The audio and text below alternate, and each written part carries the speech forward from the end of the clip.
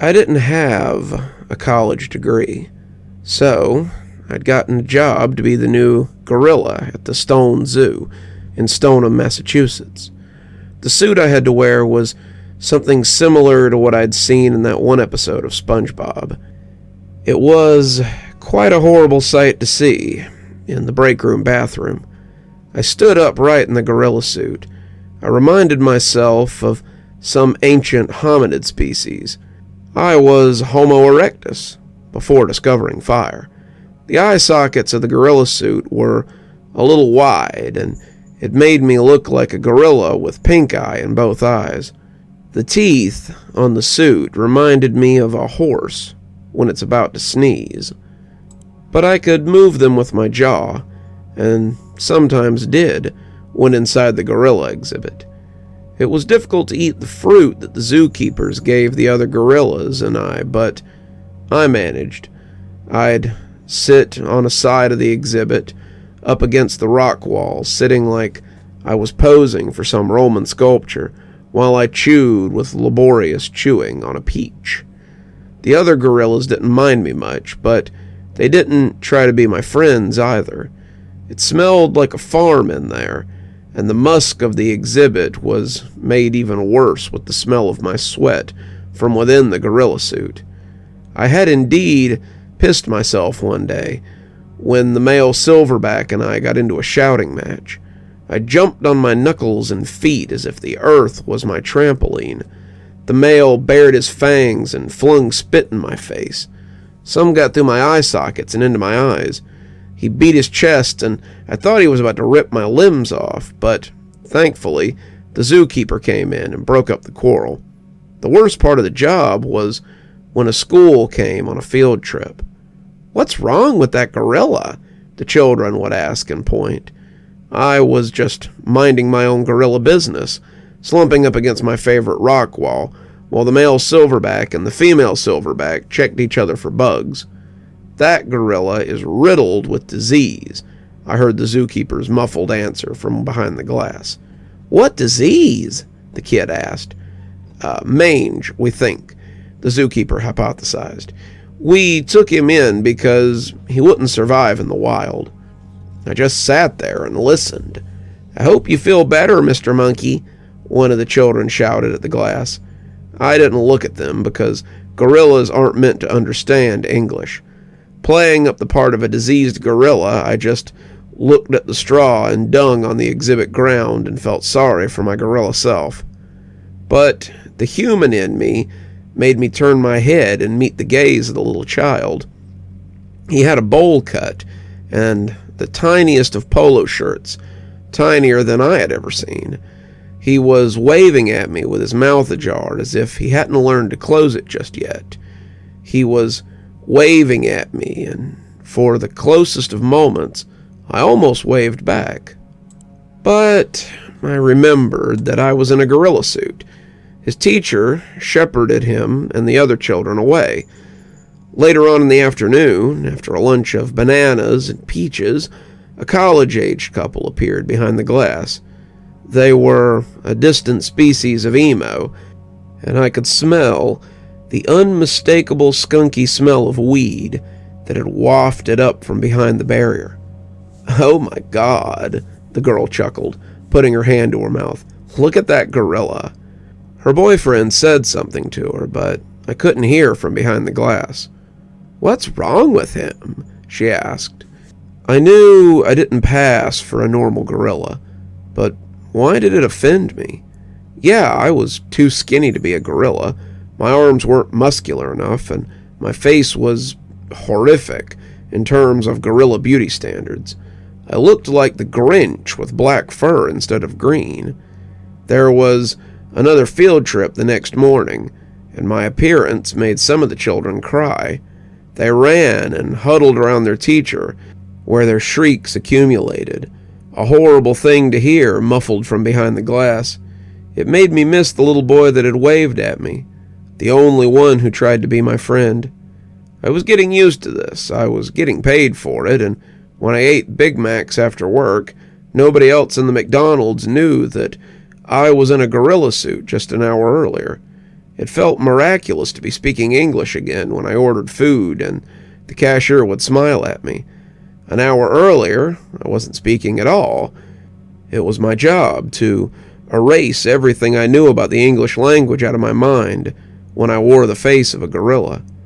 Of course, I brought the barnyard stench in with me wherever I went to dinner, but the cashier never paid any mind to it because I was human. She wasn't a gorilla. She was a cashier who would just smile at me. Gorillas have no days off, only when the zoo is closed. I spent my morning standing in front of the break room door mirror, looking at the demented gorilla's reflection. "Am I you?" his eyes begged, with a desperate inflation in them. One weekend churned my spirit, though. The little boy who had waved at me appeared with who I presumed to be his mother, and he smacked a piece of paper against the glass. His face exploded into familiarity when I turned my head the way a disinterested gorilla might. He had drawn a picture of me and the other gorillas, black stick figures with spiky hair, and there was my depiction, standing in the corner. But he had drawn my likeness bigger than the other gorillas, and he was looking at me while holding up the drawing to the glass. Still, I had to keep my disinterested expression. When the boy and his mother moseyed on, I looked at the other gorillas and thought they should have been ashamed of themselves for not looking at the boy's picture that he drew of us. The reason why I spent most of my shift against the rock wall instead of in front of the glass was because the zookeepers had suggested that I might appear a bit suspicious and unnatural looking up close. I lived far away from the public eye, an abomination in the corner, a gorilla outcast, and I was getting paid for it. I was beginning to get afraid. When I came home and showered and looked at my actual reflection, I thought I saw my jaw display the slightest of contortions into the horse-like grimace that my gorilla mask had. I would go to sleep and wake up from a dream of being in the jungle or being in a circus, being an actual gorilla, I mean.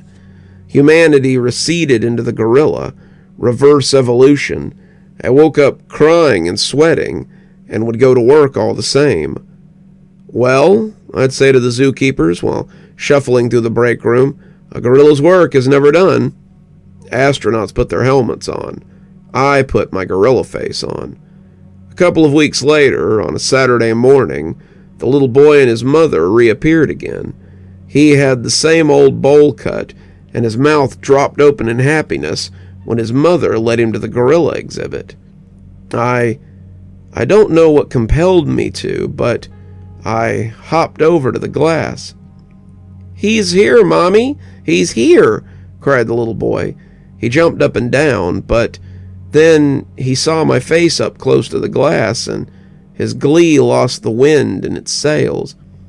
How slowly did his expression become corrupted. How wide became his eyes while I looked at him from behind the glass. How wide my human eyes were.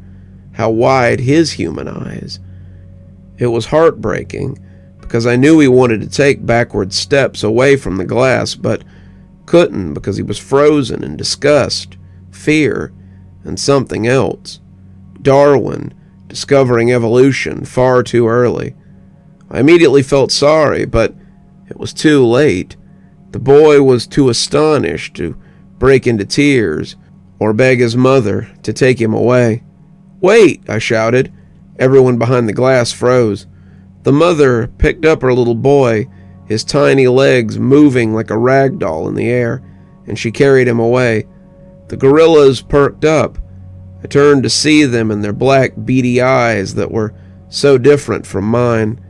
I stood upright, surpassing millions of years of evolution, and bolted over to the door of the exhibit. I burst out of the exhibit, through air-conditioned hallways and out into the zoo. I was met with a cacophony of screams. I hurried past a balloon stand. Some kids let go of their balloons and sent them up into the atmosphere when they saw me hurry past. Mothers and fathers picked up their children and dispersed in chaos. The employee at the balloon stand dove for cover. I dashed past different exhibits, running through the barnyard smell and violent screams of terror. People got out of the way. I ignored the frantic shouts of the zookeepers. I ran out of the zoo and into the parking lot, which was beginning to look like the aftermath of a NASCAR wreck. Cars scrambling to get out of the parking lot.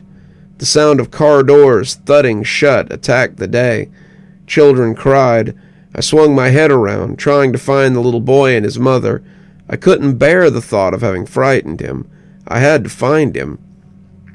I saw him in the back seat of a Toyota, in a car seat, and looking out the window with the dewy eyes all ashine with the nightmare terror.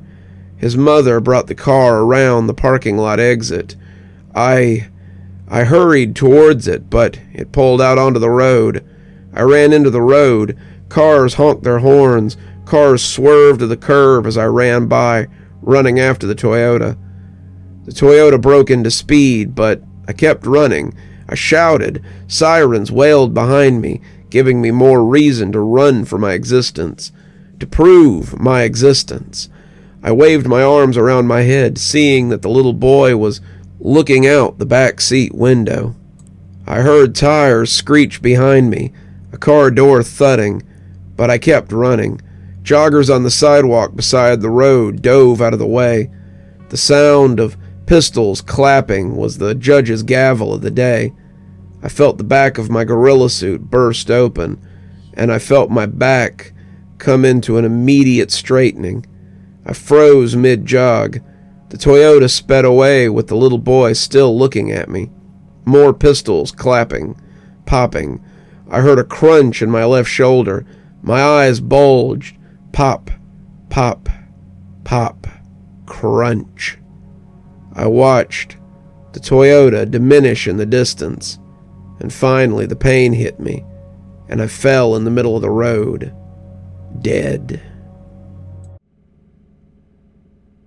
You're still here. Thanks for stopping by. Dr. Plague here. Always a pleasure to see all my new and old viewers coming by for another one of my spooky tales. If you'd like to support the show, you can always take part in one of our channel offers through Fume or Aura, or you can just click on another video when they come up. I'd really appreciate it. For our newer viewers, we also have lots of playlists and other things if you'd like to get caught up. I know some of my series have been going on for quite a while. If you'd like to get my latest book, there's a link down below that'll take you to my Amazon page. Towesey Homestead just came out, so if that's something you'd like to get your hands on, go ahead and have a look down there. If you'd like a signed copy, you can go ahead and email me from my email address on the site, and I'll get with you about shipping information and ship you a signed copy. If you'd like to support the channel in a more monetary fashion, we also have membership through YouTube, and we've got a Patreon that you can get the information for in the description. We have lots of tiers and everything to suit your needs. Patrons that support on the $10 tier, that's our Ghostly Reader tier, get a book anytime I write one, signed and on their doorstep. As you may have noticed, there's a list of patrons and members on the screen, and I'd like to personally thank every one of them for taking a hand in the future of this channel. Well, that's enough for tonight. Dr. Plague, signing off. Have a wonderful evening.